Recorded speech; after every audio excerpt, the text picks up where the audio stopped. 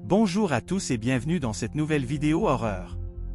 Aujourd'hui, je vous présente 3 histoires d'horreur inspirées des récits du subreddit Let's Not Meet français. Si vous appréciez ce genre de contenu, n'hésitez pas à le montrer en laissant un commentaire, en mettant un pouce en l'air et en vous abonnant à la chaîne. Ne perdons pas de temps et plongeons dans la première histoire. Alors, cette histoire m'est arrivée il y a à peu près 3 semaines, c'était un vendredi, ma mère devait partir en soirée avec une amie à elle et donc elle m'a demandé si je pouvais garder son fils, que j'appellerai Mathis par respect, pendant ce temps-là, un petit de 7-8 ans. Comme il allait s'amuser avec mon petit frère, 10 ans, j'ai proposé à mon copain et sa petite sœur histoire qu'on passe une bonne soirée. Donc vient le soir, Mathis arrive avec sa mère et nos mères partent aussitôt, mon frère n'était pas encore arrivé donc pendant ce temps-là il y a un gros blanc parce qu'on tous les deux très timides et qu'on n'ose pas parler. Mon frère arrive et on commence enfin à parler. Pendant que mon copain et sa sœur arrivaient chez moi, je me suis posé sur le canapé et mon frère était avec Mathis dans sa chambre. Pendant ce court moment où je suis seul sur le canapé et j'ai un très mauvais pressentiment mais j'y prête pas trop attention. Mon copain et sa sœur arrivent enfin, moi je suis hyper contente de les voir parce que j'avais passé une mauvaise journée et que ça me faisait du bien de les voir. Le début de soirée se passe bien, on regarde des vidéos, on écoute de la musique, bref tout va bien. Moi je me sentais un peu mieux qu'avant que mon copain arrive mais j'avais toujours ce mauvais pressentiment. Je décide alors d'aller prendre une douche pour me changer les idées. Au moment où je me mets en pyjama après ma douche, je vois une lumière blanche passer très vite devant la fenêtre. À ce moment-là, il fait nuit noire, donc moi j'ai tout de suite très peur et j'appelle mon copain pour lui dire je crois qu'il y a quelqu'un en bas, il y a une lumière qui vient de passer, un flash, et on aurait que c'était quelqu'un qui courait donc il sort pour aller voir mais y a rien. On continue la soirée et cette fois-ci c'est Mathis qui voit de la lumière passer donc lui c'est un petit donc tout de suite il crie et avec mon copain on réagit très vite, il va voir par la fenêtre pendant que moi je rassure Mathis et la petite sœur de mon copain même si moi aussi j'avais peur. À un moment je descends au sous-sol pour montrer mon cadeau de Noël à ma belle-sœur qui elle était encore dans l'escalier car elle avait peur de descendre donc moi je retourne ranger mon cadeau et là, je me tourne vers la porte qui mène sur mon jardin et mon sang se glace, je reste figé. Je crie même pas tellement je suis tétanisé. Il y a quelqu'un qui a ouvert la porte mais je voyais que la silhouette est là, c'est le trou noir et mon cerveau, il se reconnecte, la porte est ouverte mais il y a plus personne donc je ferme vite la porte et je cours jusqu'à l'étage où il y avait tout le monde.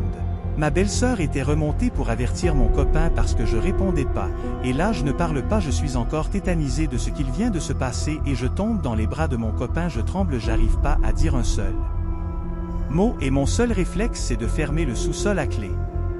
Maintenant j'ai toujours très peur de descendre dans le sous-sol par peur que ça m'arrive encore une fois. Merci à toi pour ton histoire et on espère que tu t'en es remis. Passons sans transition à la deuxième histoire. Alors voilà, je vais raconter mon histoire, qui s'est passée vers janvier-février de cette année, 2023. Pour respecter l'anonymat de moi et la personne avec qui j'étais, je vais garder comme prénom mon pseudo, Milor, comme la fabuleuse musique d'Edith Piaf, et mon amie sera Lucie. Ce qui n'est pas son nom. Pour recontextualiser, je tiens à préciser que Lucie venait chez moi tous les mercredis après midi et dimanche. Donc comme à chaque fois, nous sommes mercredi et j'attends patiemment Lucie chez moi, il devait être 14 h, comme d'habitude, elle vient en vélo. Cette fois-là, comme la dernière fois, on décide d'aller au parc, pas très loin de chez moi. Je prends ma trottinette et Lucie son vélo. On part et sachant que la parc est à peut-être 200 mètres je passe devant, parce qu'elle ne connaît pas bien le quartier. Je me retourne pour parler à Lucie, et vois un homme, assez vieux, le regard louche, qui m'a fait directement peur, sortir du coin de la rue et nous suivre. Je dis à Lucie d'accélérer, et moi, eh bien je galère sur ma trottinette, qui n'est pas électrique. Je me retourne et croise le regard de l'homme. J'ai le temps de l'observer, je ne sais pas vraiment la taille qu'il fait, cependant il doit avoir entre 50 et 60 ans, a des cheveux coupés courts et une barbe tout aussi courte. Je croise son regard malsain empli de haine. Et c'est à ce moment-là que mon ami dit je vais deviner par où c'est Milor.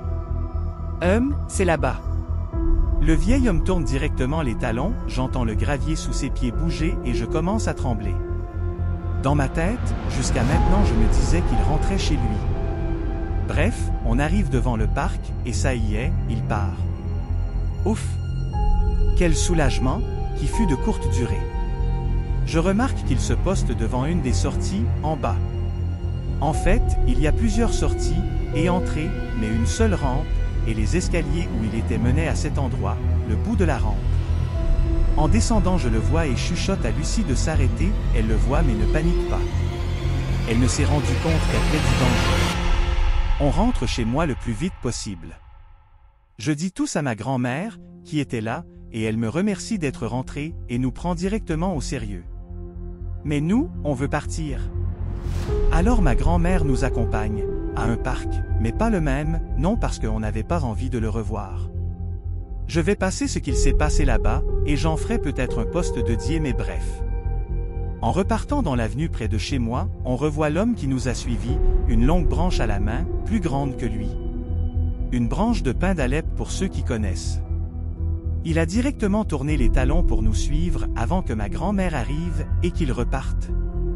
Lucie l'a revu une ou deux fois en vélo en rentrant chez elle ou en venant chez moi, et il l'avait regardé toujours aussi méchamment. Bref, merci d'avoir lu cette histoire, sachez qu'elle est vraie. Si vous avez des questions à me poser, n'hésitez pas, j'essaierai d'y répondre quand je les verrai. Vous avez peut-être déjà vu cette histoire, je l'avais postée avant sur un autre Reddit.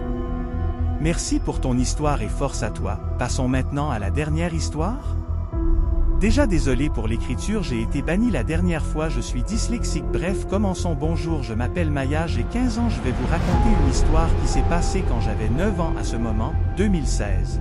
Mes grands-parents me disent qu'au centre de la ville il y a un cirque. En centre de ma ville il y a souvent soit des attractions, brocantes temporaires. À ce moment-là je suis hyper contente qu'il y ait enfin une activité que je puisse faire. Mes parents me proposent donc de y aller. Contente, je dis immédiatement oui.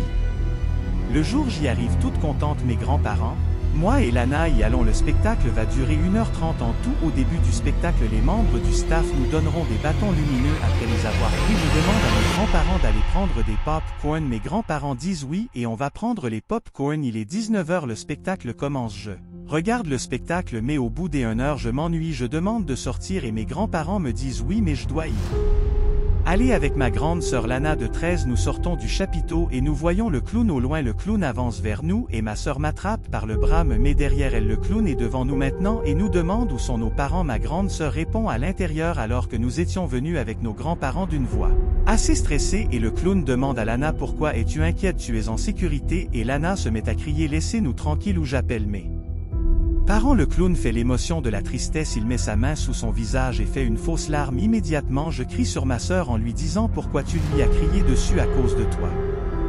Il est triste. Immédiatement ma sœur me crie dessus en retour en disant que je ne dois pas faire confiance à un inconnu, et là le clown dit tu veux caramel. Immédiatement ma sœur m'attrape par le bras et dit non, elle n'en veut pas, viens Maya, on y va. Le clown dit Maya c'est ton prénom, c'est une très jolie nom. Nous rentrons dans le chapiteau un peu triste parce que je n'ai pas regardé en entier le spectacle et je n'ai pas eu mes caramels.